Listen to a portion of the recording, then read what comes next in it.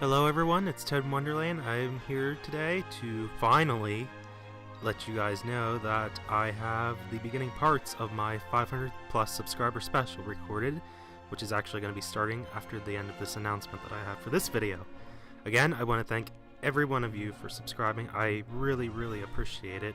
I haven't had much new content lately just because timing's been pretty bad with things in my personal life for the summer here. I've also been having some technical problems with my computer that's been persistent throughout the whole journey that I've been on YouTube, but that's about to change because here in the next month, probably the end of September as a matter of fact, I will have everything I need ready to go ahead and get a new PC. So that is coming really soon, and I am hoping that when that happens I'm going to be a little bit more productive and on the ball with having more consistent uploads, because I've actually had a couple opportunities here this summer to try to record stuff, but it just was not really working out well because my PC was overheating at times and got really hot. It's actually a laptop, and it's really just at the point where I think it's about done. I'm still able to do things with it, I just can't multitask with it the same way that I used to be able to do with things in the past. So that's unfortunate that happened, but the good news is it's going to get quote-unquote replaced. But it should hopefully help out in the long run once I do get my new PC. But just letting you guys know, I left off with Wind Waker HD. I may or may not have something uploaded later on in the month if I'm able to record it properly. Again, it just depends on how my laptop pretty much feels at the time. I've also been having some issues with overtime with the new job that I got recently.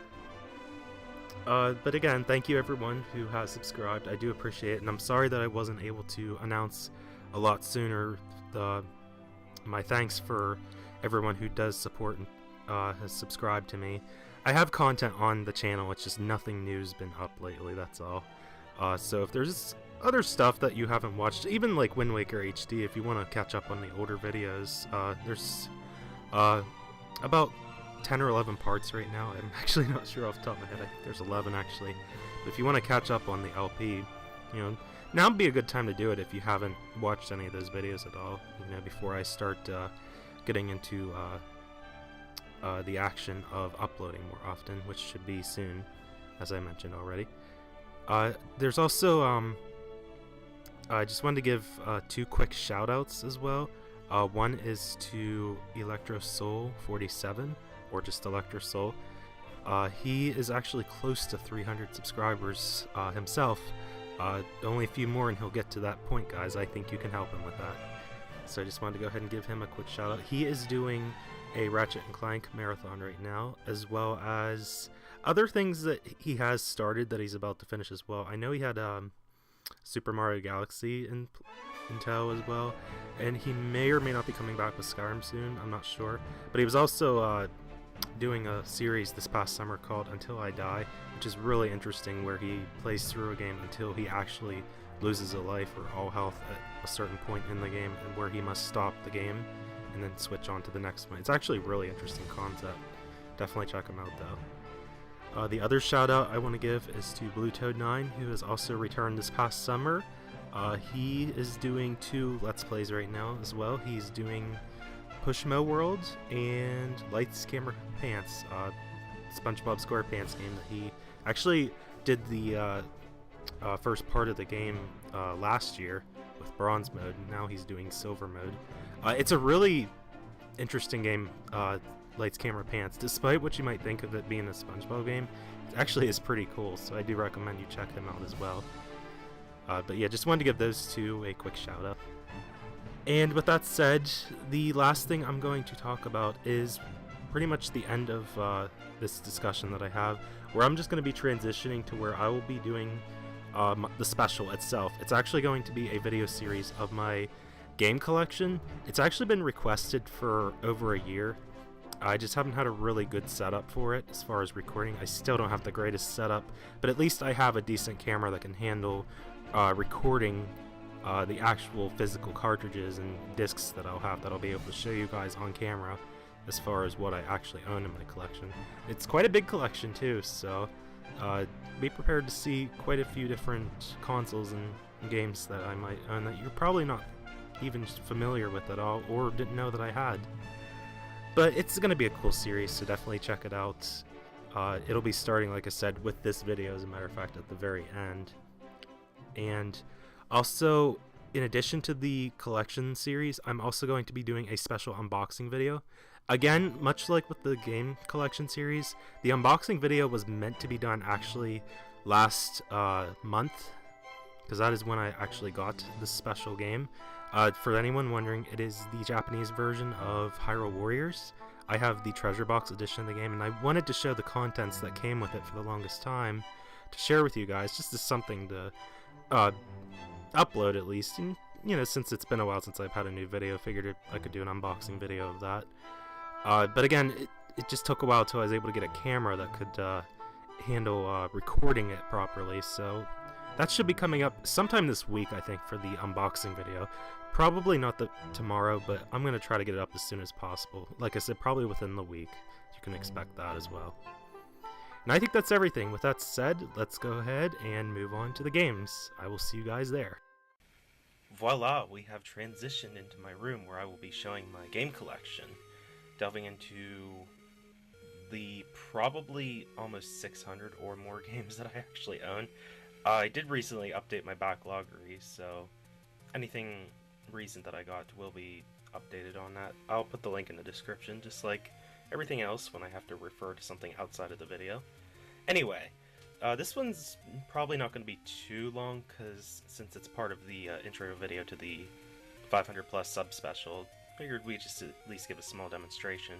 So I'm pretty much just going to go through each system individually and show them that way. And as you can see, we have NES starting. Sorry about the camera wobbling. I don't really have the best setup for it.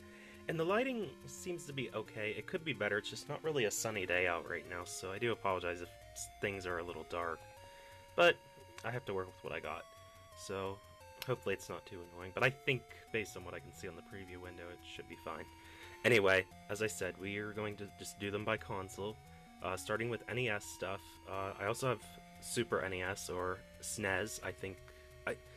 I have to ask something real quick. I've heard people call it SNES, and I think that's only been said in, like, Europe, I want to say. I hear very few people call it that here around where I live, so I don't know if that's just a European thing or whatever, but Super Nintendo Entertainment System, whatever you'd like to call it, or Super Famicom if you're in Japan, or Famicom for the NES. But anyway, enough rambling on that. We're going to go ahead and start with NES games. I actually have 9 in the collection, but I only possess 5 of them here, as you can see, if I can show them all. There's 4, and then the first one, which I grabbed already. There's 5 here, but I actually own 9. There's some that are actually in my grandmother's attic, and based on my last adventure there, I don't think it's possible to get those other 4 games out anytime soon. But I guess I'll go ahead and start with those quick before I show the ones I actually have here in person. The 4 that I have that aren't with me are Kirby's Adventure, Super Mario Bros. Standalone, like in a single cart, my gold Legend of Zelda cart, and also Pac-Man, which is like a pretty bad port of the game. And I do say poor because when you play it on the NES, it really does not look that great. But yeah, that's the 4 I have that just aren't with me because of reasons. But I'll go ahead and get started here. For the first one I have the gray version of The Legend of Zelda. This is actually rarer than the gold one, believe it or not. I just happened to find it at a retro game store that I finally had the opportunity to go to.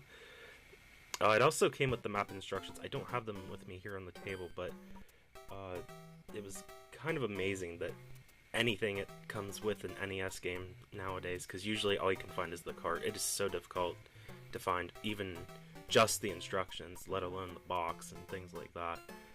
Yeah, here's the gray cartridge of Zelda. For some reason, it has 2 hearts on the shield, a key, and what appears to be a griffin. I don't know if this was like some precursor to Harry Potter or what. But speaking of precursors to Harry Potter, the next game is The Adventure of Link. It's a gold cart. I don't know what the rarity of the gray one is, because I've seen gray ones of this game before. I don't know if it's more rare or not. But looking at this, that sword totally just looks like the sword of Godric Gryffindor from Harry Potter. I mean, there's a very uncanny resemblance to it. It's actually the magical sword, I know, but just looking at the details, it kind of reminds me of that from Harry Potter. Anyway, yeah, game's hard. I've tried to play through it, and I made it probably, I think, maybe halfway, till I kind of got frustrated at the difficult sections in the temples themselves. Next is Tetris, which is in pretty cruddy condition. Everyone, I think, enjoys Tetris. It's one of the classic puzzle games originating from Russia. Here we have Super Mario Brothers and Duck Hunt combo. This was the only way that I was able to find Duck Hunt, so I figured, hey, why not just get the 2-in-1 cart? Speaking of Duck Hunt, I actually do have, I'll go ahead and grab these quick since I have it aside, the NES Nintendo Zapper, which makes a very loud mechanical clicking noise when you try to shoot it. Looking at the stereoscopics of this thing, I don't think it would work with an HD TV today. Last but not least, we have Super Mario Bros. 3, which, pretty awesome game. I think everyone's very familiar with this. It's pretty standard. Just about everyone I know owns Super Mario Bros. 3. Maybe not necessarily the NES cart, but just the game in some way, whether it be for Super Nintendo or just on today's virtual consoles. But that would be it for all the NES games that I have. Like I said, I just don't have very many. As a matter of fact, I don't even have the console itself. Again, along with the other carts that I'm missing, my NES, well, it's technically called my NES, but it actually belonged to my uncle. But he said if I could get it, it'd be mine. But it's also up in my grandmother's attic, and like I said, I don't know if I'm going to be getting that anytime soon. But I'm going to put these aside so that I can move on to the next set, which is Super NES. I'm going to have to do something about this setup, because I know as I'm like really moving stuff around, it's jerking the camera a little bit, and I do apologize. But yeah, there's just about 2 stacks here to go through, so I'll go ahead and get started with those. We got Gradius 3. This is a shooter by Konami. I remember the bonus levels on it being insanely hard to find. Like, I don't know how anyone was ever expected to find them, but it's pretty nice diversion. It's not a very long game, and probably not the hardest one out there either. I mean, it does get a little more difficult toward the end, but ultimately it's pretty fun. And we have a horrible rendition of UN Squadron. I'm not sure exactly what happened to this card over the years. I've had it since like the early 1990s though, or whenever it was that it came out. I don't remember the year for sure, but you can barely see the Capcom logo, but I do promise it is UN Squadron. Again, another shooter, aircraft shooter specifically. It's pretty fun for what it is. I do hear this game gets generally good praise, because it is a fun game. Pac-Man 2, The New Adventures, very odd game. I just remember, like, you guide Pac-Man by, like, using specific directions on the controller to have him look certain ways, and you use a slingshot to interact with stuff. It's a really funky game. He would always get pissed off at me too, Pac-Man, because I'd always like just do stuff that I wasn't supposed to do. Next is Earth Defense Force. Really a lot of aircraft shooters I've been showing for the Super NES, but this is what I had when I was a wee lad. I don't believe I've ever beaten this game. It was one of the more difficult ones from what I remember. It's been a while since I played it though, so I could be totally off, but I'm pretty sure I didn't beat it. We have Super Mario All-Stars. This is the 4-game collection. It does not have Super Mario World in it, but it actually came with the Super NES that we got. And then for some reason, the Super Mario World cart was separate, which I'm fine with. I just don't know exactly why it was like that. Here we have Super Mario RPG Legend of the 7 Stars. This is probably... I don't know if it's my favorite in the Mario RPG series, but it was pretty good for being the first entry. Definitely a pretty good storyline. The battles obviously do get repetitive. They were fast-paced though, so it wasn't anything too bad. But overall, it had a pretty good story to it, and as everyone knows, Gino was in it, and we want him so bad in the next Smash Brothers. Well, I don't care either way, personally, but I know a lot of other people adore him. Okay, and moving on to my other stack, let me go ahead and put these other ones aside so I don't, like, explode them, or implode them, whatever. Here we have, in the next stack, Raiden Trad. I don't remember too much of this game. I think it's also an aircraft shooter, and I don't remember ever beating it, so not much to say on that. Here we have Tetris 2. This was a graphical update of Tetris in itself, but it also had like a puzzle mode that I remember you had to specifically use the tetromites, or I forget what the actual blocks are called, tetrometer-mites or something like that, but you had to use them in a specific way to clear like puzzle challenges. It actually was a pretty neat rendition of Tetris.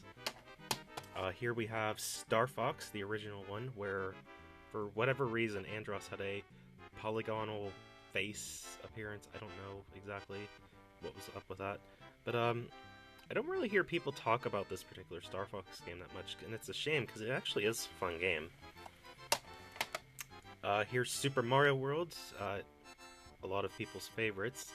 It is a pretty good game. I'm surprised I actually still have the cart. It took me forever till I actually 100%ed the game and found all 96 exits, but I did pull it off here probably in my late teen years, I want to say. Like, I was 18, I think, when I completed it. It just took me forever, and I actually, I think Soda Lake was actually, one of the last levels I ever found on it. And here we have one of my absolute favorites for the system, Super Mario World 2, Yoshi's Island. I absolutely love this game to death.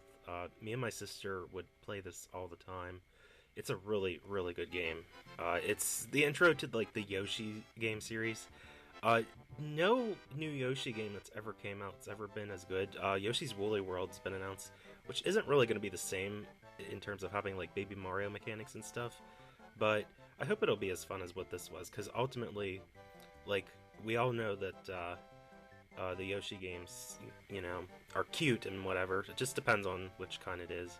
But this is just so fun to play. I never 100%ed it, because it does get pretty challenging, but I just had so much fun playing it.